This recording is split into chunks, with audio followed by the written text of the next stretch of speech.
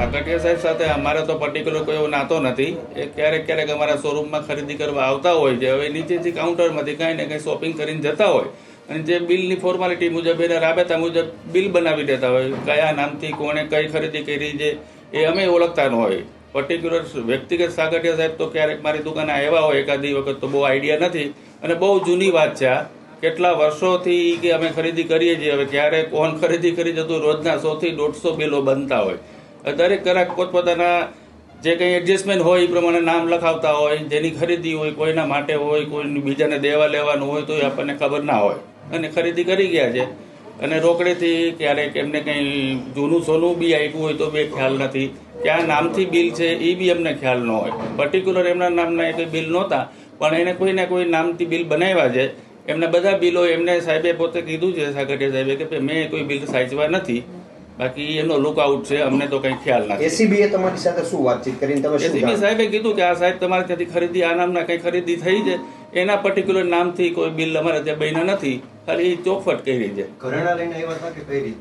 ઘરેણા લઈને અહીંયા આવ્યા હતા એસીબી? ના, ઘરેણા ફોટા અમને બતાવ્યા હતા, પણ ફોટા ઉપર એટલો બધો આઈડિયા ના આવે. ઘરેણા તો એમને ઘણા, અને રાજકોટમાંથી ઘણી જગ્યાએથી અલગ જગ્યાએથી શોપિંગ કરી છે. એમને ગોંડલથી બી ખરીદી કરતા અલગ. હવે ક્યાંથી કઈ વસ્તુ પર્ટિક્યુલર લીધી હોય તો દાગીનો જોયા વગરનો કોઈને આઈડિયા આવે. અશોકભાઈ, તમારી સાથે વાતચીતનું માત્ર કારણ એટલું છે કે આ બેનામી સંપત્તિ છે. 22 કિલો જેટલું સોનું ચાંદી મળ્યું છે, એમાં રાધિકાનું પણ સોનું છે. તો આ વ્યવહાર છે એ કઈ પ્રકારનો વ્યવહાર, કે બિલથી થયેલો છે કે કઈ પ્રકાર? નહીં, બધું મારે ત્યાંથી કોઈ પણ આઈટમ બિલ વગર નીકળી ન હોય. હવે બિલ શું નામથી લીધું એ અમને ખ્યાલ ન હોય, કેમ કે એ બધું સેલ્સમેનો નીચે બતાવીને નીચેનો વહીવટ કરી જતા હોય. અમારે ત્યાં બીજું કોઈ એનું એકાઉન્ટ નથી, એના નામના એકાઉન્ટની અંદર કોઈ બિલ પર્ટિક્યુલર બિના નહોતા. પણ કોઈને કોઈ નામથી બિલ બનાવતા હોય, જે એની ફોર્માલિટી મુજબ ક્યારે આધાર કાર્ડ, પાન કાર્ડની રિક્વાયરમેન્ટ હોય તો એ લોકોએ આપ્યા હશે. સાગઠિયાના નામે કોઈ બિલ્ડરો સોનું ખરીદી ગયા હોય અથવા તો કોઈ નામો એવા તપાસમાં સામે આવ્યા હોય આપની સાથે? ના, એવું કંઈ નથી. એમને આવા કોઈ બિલ્ડર આપના જાણીતા હોય, આ સોનાનો દાગીનો આવડો મોટો બન્યો હોય તો આપના ધ્યાને તો હોય જ ને, કારણ કે અશોકભાઈ આવડો સોનાનો દાગીનો જ્યારે બનતો હોય ત્યારે આપના નજરમાં સૌથી પહેલા આવતું હોય છે કે આ કોણ બનાવે છે, કોણ ખરીદનાર છે, તો એ તો સામે આવ્યું હશે. મારે ત્યાંથી એવી કોઈ મોટી જ્વેલરી પણ એને કદાચ લીધી હોય તો ખ્યાલ નથી. પણ હવે આ તો બહુ જૂની વાત છે. એ તો કે હું 10-12 વર્ષથી લેતો આવું છું સોનું.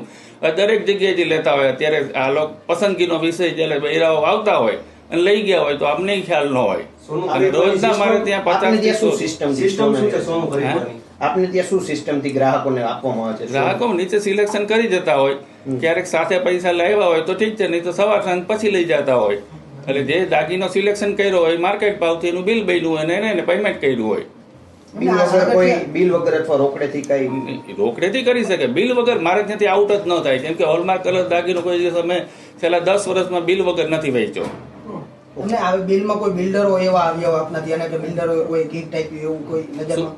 બિલ આ કોઈ બિલ બનાવ્યું હોય બિલ્ડરના નામે હોય એવું? ના, એવું કોઈ ધ્યાન એમને આ દાગીનો કેના નામનો એ આપણે તપાસવું કઈ ના ખબર પડે ને સાહેબ. બિલ હવે ક્યારે કેટલા ટાઈમ પહેલાનો દાગીનો થી બી ખ્યાલ નથી. મને યાદ છે ત્યાં સુધી છેલ્લા 1.5-2 વર્ષથી તો અમારે ત્યાં કોઈ આવ્યું નથી. બીજાના નામે લઈ જતો એવું બને? પોતે બની શકે. તો તમે જ આવો મારે ત્યાં, તમે કહો મારે વીટી લેવી છે, તમે બિલનું નામ લખાવો, હું બનાવી દઉં, તમે પૈસા આપો.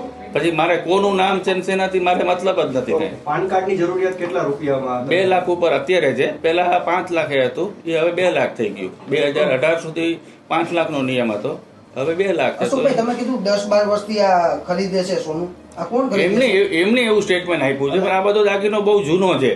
એમને જે ફોટોગ્રાફ ઉપરથી જોયું તો દાગીનો બધો બહુ જૂનો હોય એવી રીતનું દેખાતું હતું ફોટામાં. બીજા ક્યાં એવા રાજકોટના બિલ્ડર જે સોની વેપારીઓ છે ત્યાંથી સોનું આપની સાથે ખરીદ્યું એવું કોઈ? ના, એવું કોઈ પર્ટિક્યુલર આ લોકો મને આપો આના માટેનું સોનું, એવી કોઈ વસ્તુ મારે ત્યાં બની નથી. એમને આપને સાથે કોઈને બોલાવ્યો હોય ત્યાં એસીબી એવા કોઈ? ના, કોઈ નહીં. ઓકે. ગોંડલના શોરૂમ એવો કયો? ગોંડલનો શોરૂમ જે આપ કહી રહ્યા છો કે ત્યાંથી પણ? અરે